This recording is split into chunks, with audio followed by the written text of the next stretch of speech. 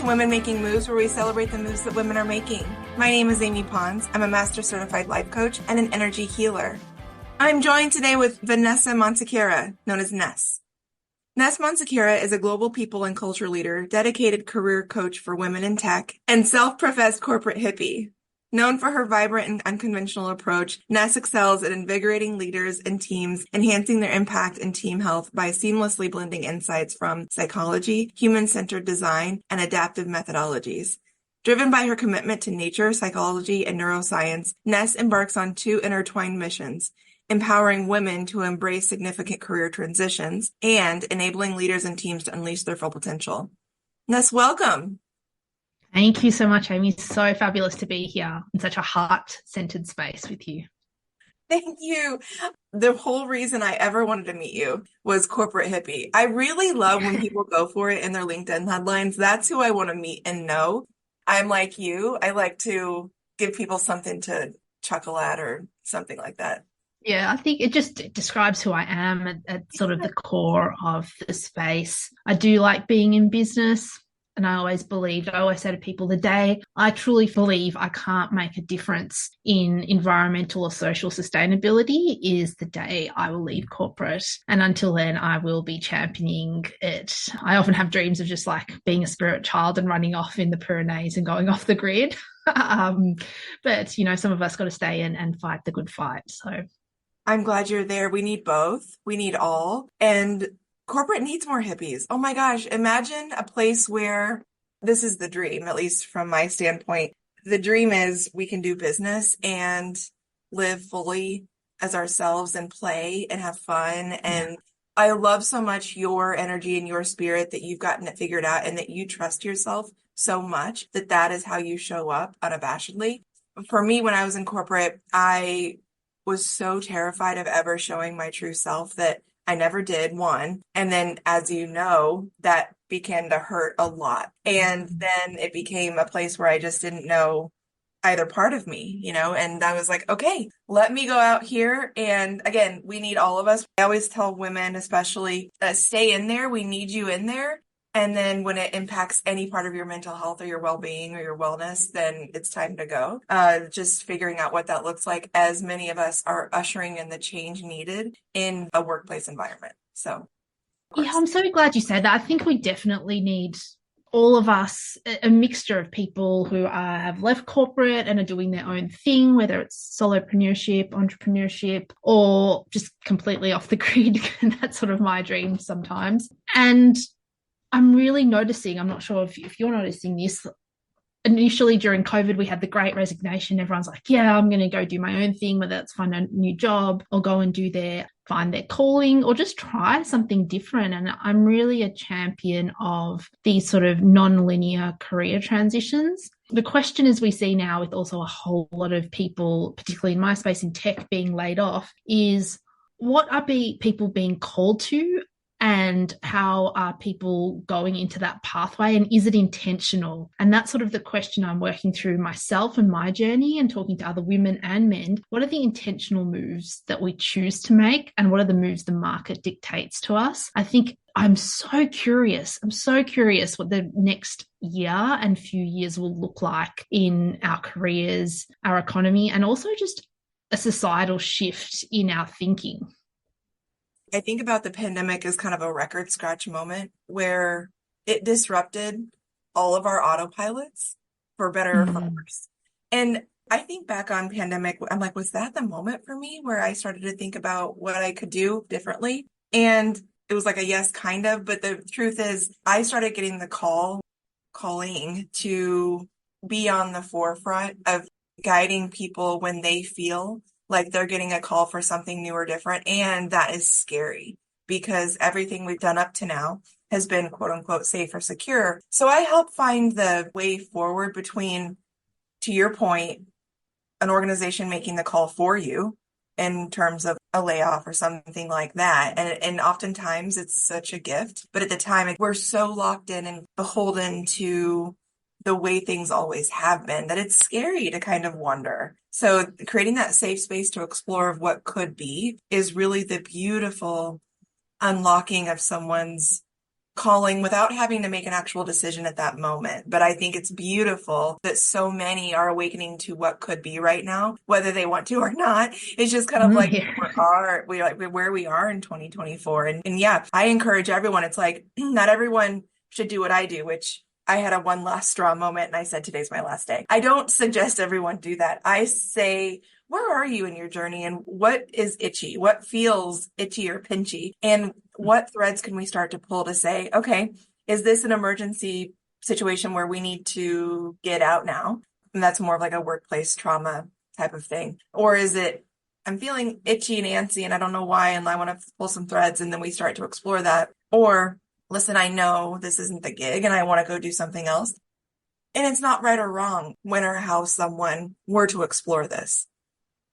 Yeah, I think what I'm hearing and what you're saying and what we see as coaches is there is no one pathway. And I think that's the issue. It's not even how we compare ourselves to others. It's like within ourselves, how do we explore multiple options? And sometimes I find the mental models that we all bring to a career pathway is either colored by childhood, by security, by safety, all sort of like, the basic needs that we have. But that ability to dream bigger, that sort of childlikeness of how did we dream and we could do all these things, that ability as we get adults, we put a lot of upper limits on ourselves of what we can and we can't do. So as you're mentioning, as a lot of us are going through these career transitions, as we will multiple times, because I think the US Labor Bureau of Statistics did some research and the average person will career transition 5 to 7 times. So that's not just changing jobs, but full career transition. So these jumps and these leaps are super scary. I read a beautiful quote the other day and I think it really resonates with what you said. And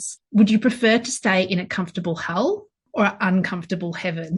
And that is, there's discomfort in both. And I think the hard part is, how do people even learn how to design what possible futures look like in a heartfelt way, but then in a very practical and tangible way that look at their different aspects of life needs, career needs, and also what fills their soul. And I'm so glad we're having these conversations, because I think a lot of us have them in certain communities or behind closed doors in corporate, but generally it's seen quite woo-woo and the different mental models that are out there. But I think the more that we naturalize, and that is one of my missions, to kind of abolish the idea of the career ladder or even the career lattice. I look at nature for inspiration. So I look at really what's called the adaptive cycle or the Panarchy cycle, which is an infinity loop. And there are 4 phases. There's the growth phase, there's a conservation or stabilization phase, and then there's what's called the back loop, which is the release and reorganization phase. And in society and organizations in our careers, we're always chasing the growth. And we don't even want to talk stabilization, just growth, growth, growth. And nature shows us, and even business shows us with the pandemic, with recessions,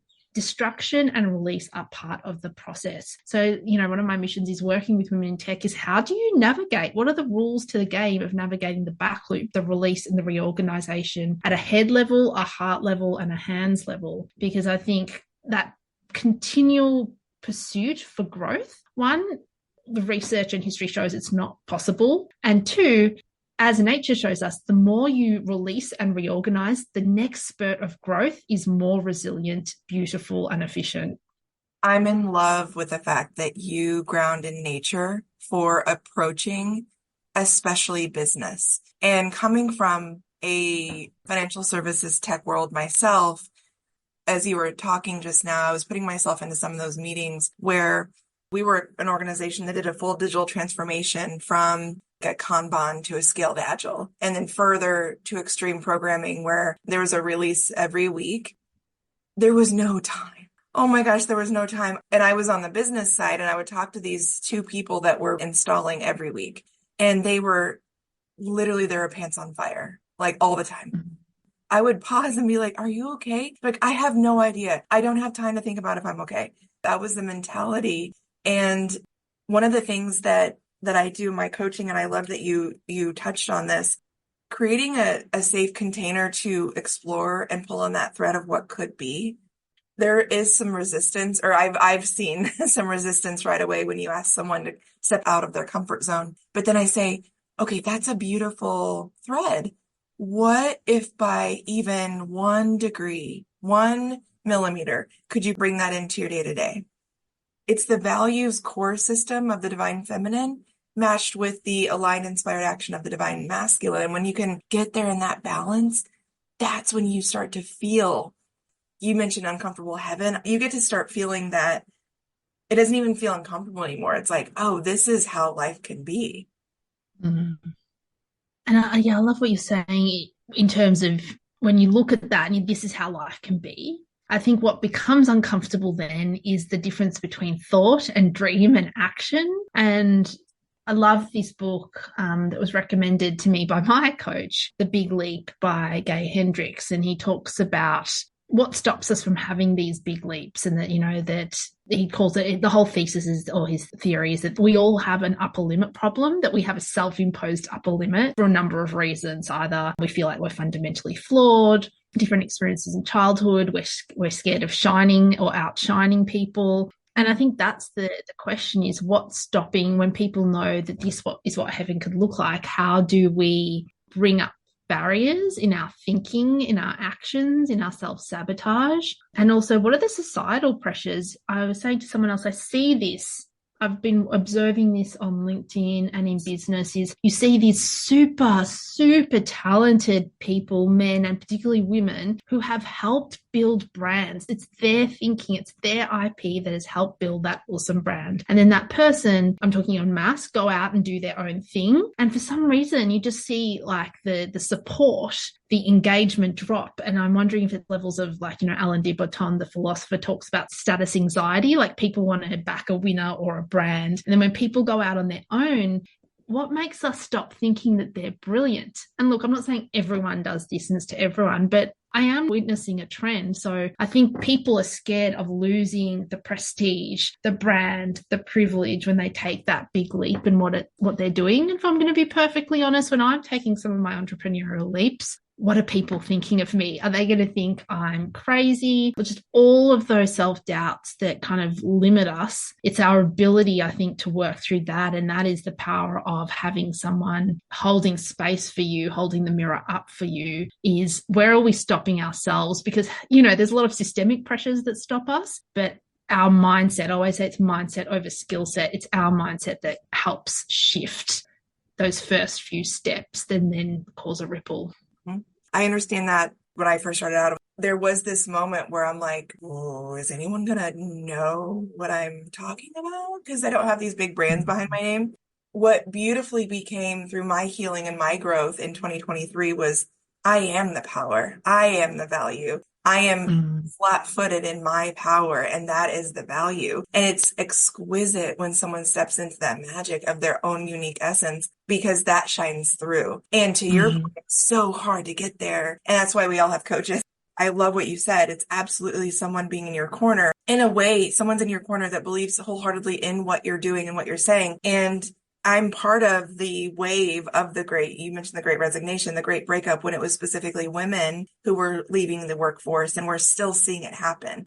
The workplace, by and large, going back to 100 years ago, was never designed with women and people of color in mind. And that is becoming more and more pinched as we go along, if organizations are not ebbing and flowing to the evolution that needs to happen. And then also, I'm seeing women from the great breakup, they're saying, I refuse to keep going in this lifestyle that is forcing me to sacrifice myself, my family, the things I care about, my core value systems, back to the divine feminine. That's being called in is for all of us to remember what our core values and what we stand for, who we are on this plane.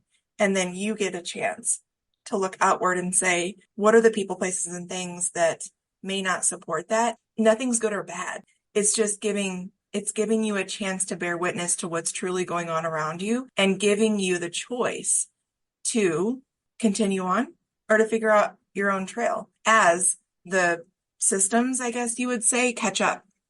Just taking a moment to take that in, because I think there's so many important parts around the observation of the last 2 years. One is, who has been part of, as you call it, the great breakup, or made these moves? Who's had the privilege to do it? Who's been forced into doing it?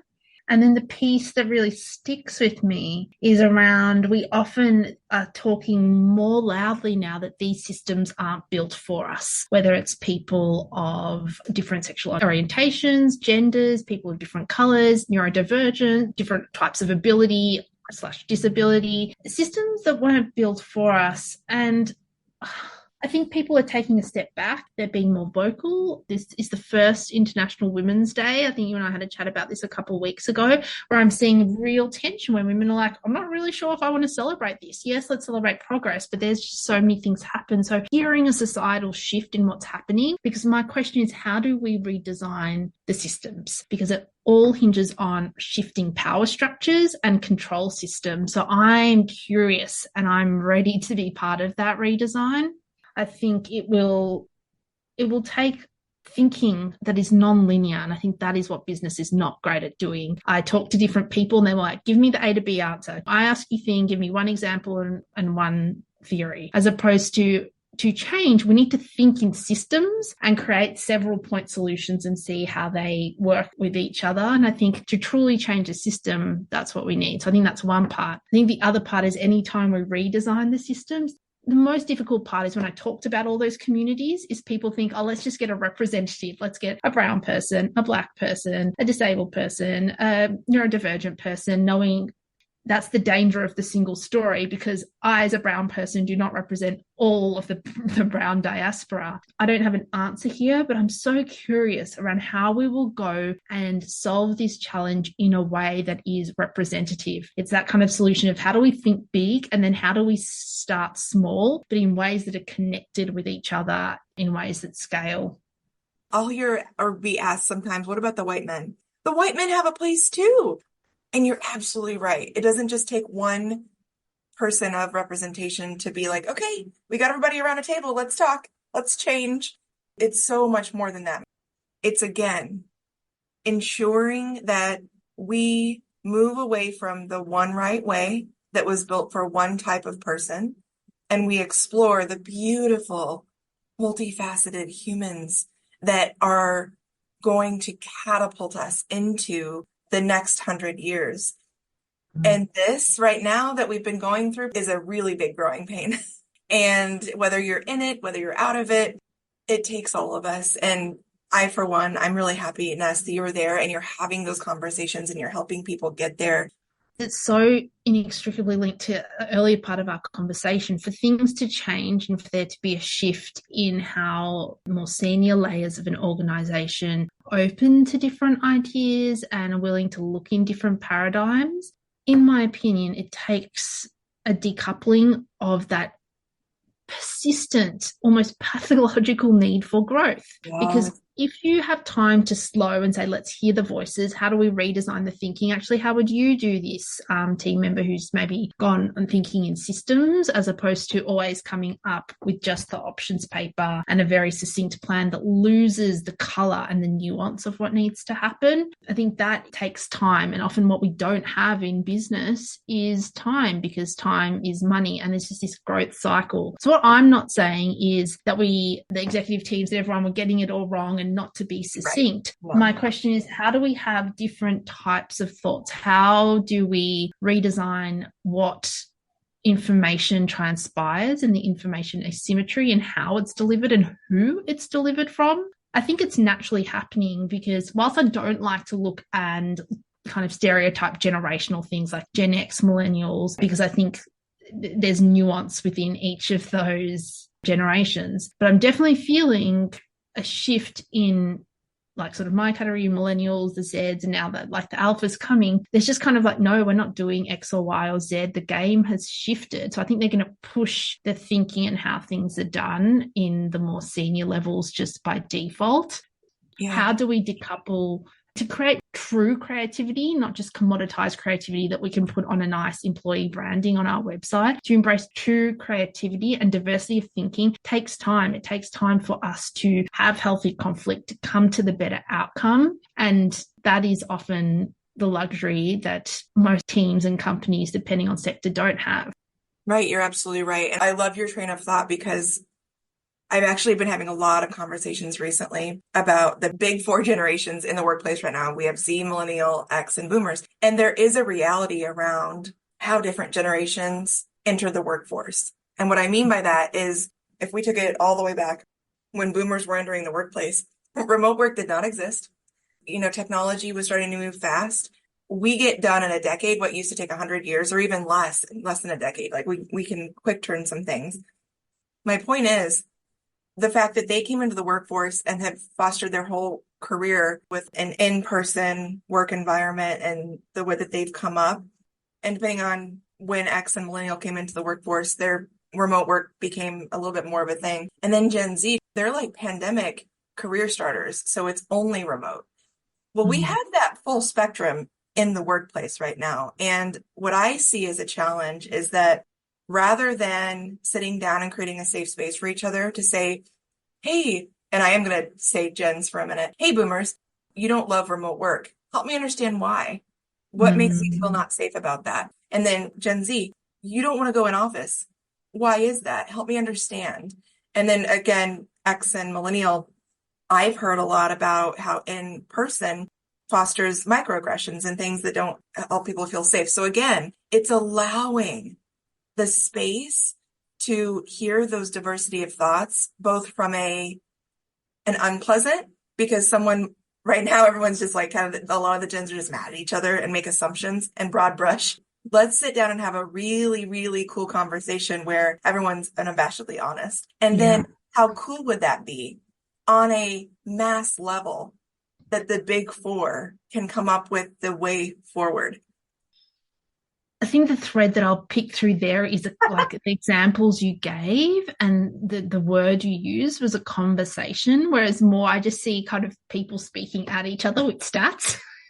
And the thing that resonated when you gave the examples where you're like, oh, I'm curious, tell me more about this, is the art of asking questions. And I saw this crazy piece of research.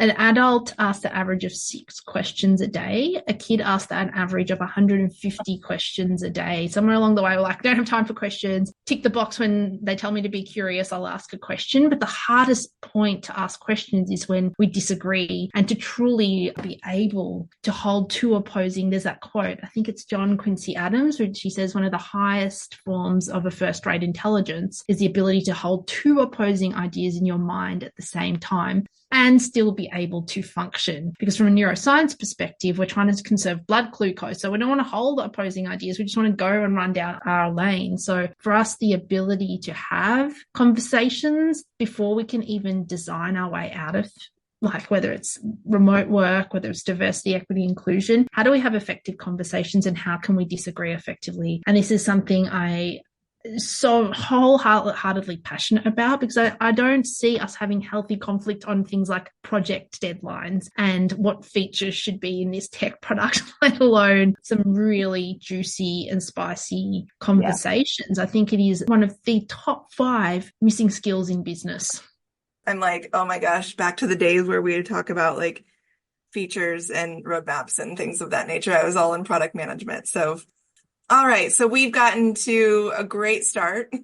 How many minutes in? This is what I love the most, is that we have a really cool conversation about what's on our hearts.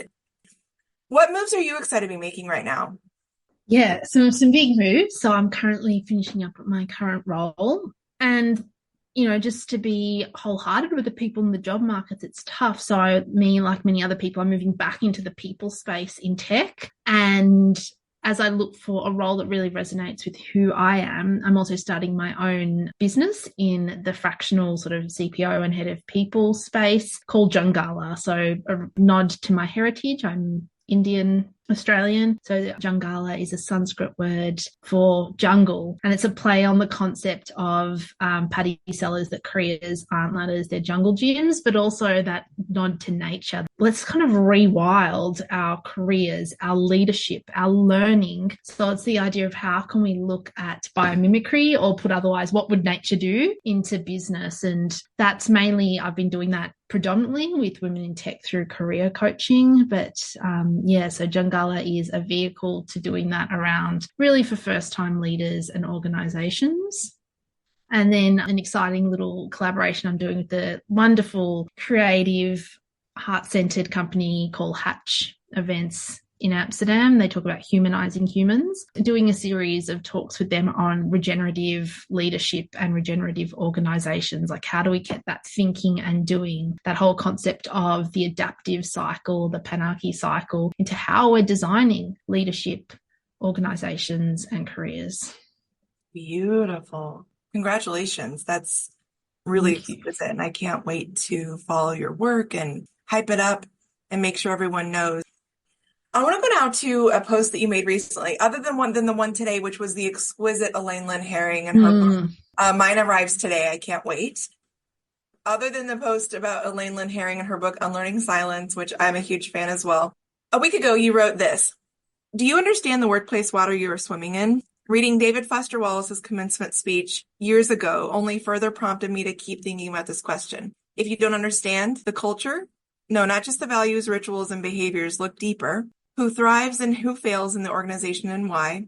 Who wrote the rules around key business processes? How and when those rules were written and maintained? How your business makes money? How your business reduces costs? You might be like the fish asking themselves, what the hell's water?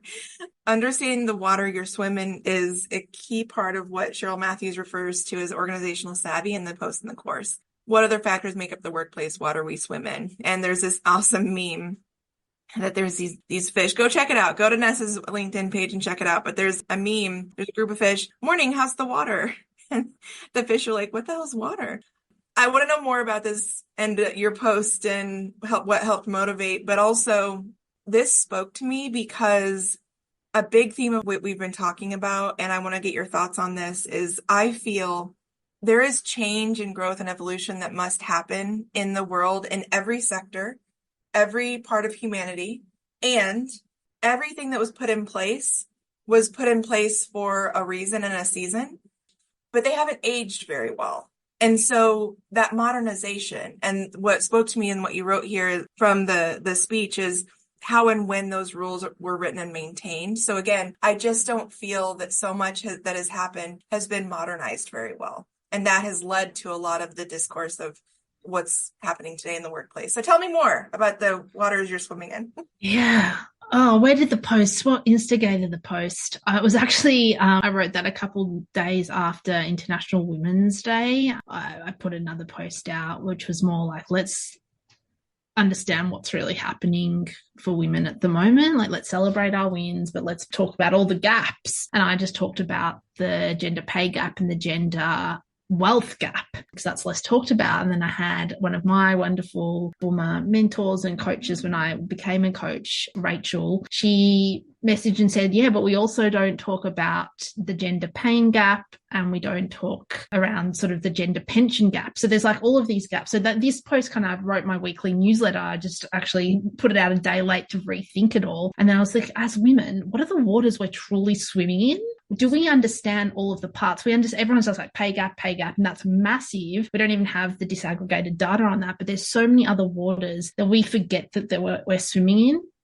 And as a woman of color, I think this goes back to the earlier part of our conversation as a nice link in, is the systems might not have been set up for us. Did we understand that earlier in our careers? What was the water we were swimming in? Even if we kind of understood, did we really want to know? I was just so wanted to play and win, even in a system that was not built for me, because I was like, that's the system that was in. And where this came from was thinking more, I always think about David Foster Wallace's, like, do you understand the water you're swimming in? I ask myself that every time I move to a different country or company or an industry. And I just wanted to help people with this, because when I was a whippersnapper, my first consulting role many years ago, I was really lucky. I had this amazing female senior leader. She's like, Ness, this firm will give and give and give. You've got to figure out how much you want to take. She's like, understand how the business works. It's actually a partnership is more like a franchise system where they're all running different businesses and trying to sell in, and they're just trying to figure out who they can get to work in their franchise. And that was like, oh my gosh,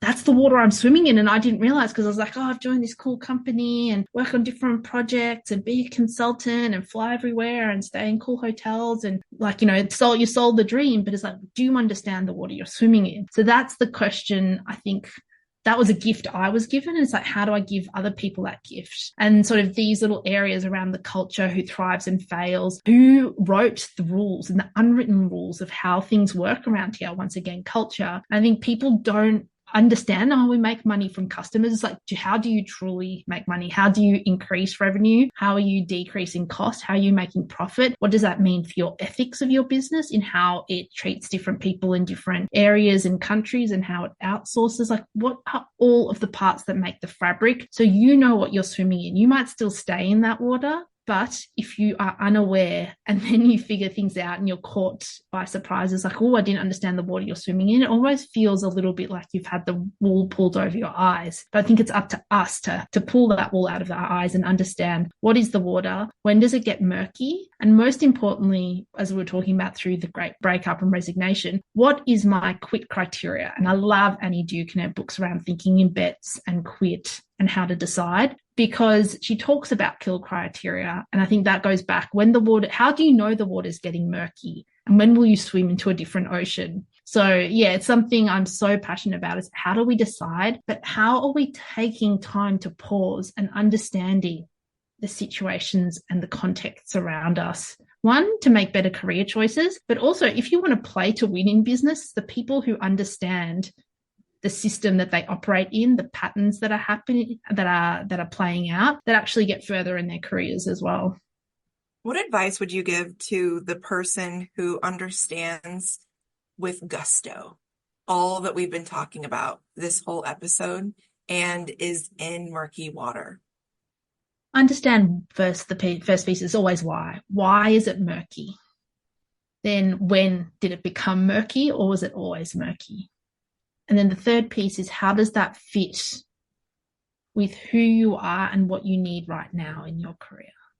An example, there could be multiple parts. So I don't know the exact advice, but understanding the why, the when, and the how that fits in with you. So 2 examples. One, you could be in that murky water. It's like murky, but it's not toxic. It's not no one's poured hazard waste in yet. So you might be in a financial situation, or have dependents, or just have a whole lot of life circumstances where you're like, right now, I can't swim into a different water. So the idea is, how do you purify it and make it clean? Or the other idea is, right now, if you understand the water is murky or going to get murky, that could be a number of things you see coming your way in the economy or the business. Before you are in a scarcity or flight mode, understand your quit criteria and your grit criteria on the other end. It's a lot harder when you're in a pressurized environment to figure that out. No, you're right. That's the thing, that to try to assess with my clients, we talk about non-negotiables, and then we start to figure out, okay, what is the life raft? And I like what you said about what are your personal thresholds, especially when you figure out that you are in murky water and you're understanding where it's going. They want to see change, but they feel like they're not in a state of power, or that there's no appetite for it outside of themselves. So then you must decide for yourself, okay, do you want to hang out here, or do you want to do something else? So until we can pay in candlesticks, we still need money to pay bills. So Ness, where can we find you? You can find me on LinkedIn, Vanessa Monsequeira, and then I am on Instagram at Ness Monsequeira _coaching, and also I illustrate, so Ness Monsequeira _illustrations. I'm so happy to be a peer of yours out here in the coaching world, and I'm so grateful to know you. Closing remarks as we wrap up. First remark is just thank you for holding this space for me and other women doing awesome things, including yourself. And the second remark is, in our careers, our leaderships and our organizations, understand what phase we're in, whether we're in a growth, stabilization, release, or reorganize phase, and let that guide our next steps. Thank you, Ness. Thank you.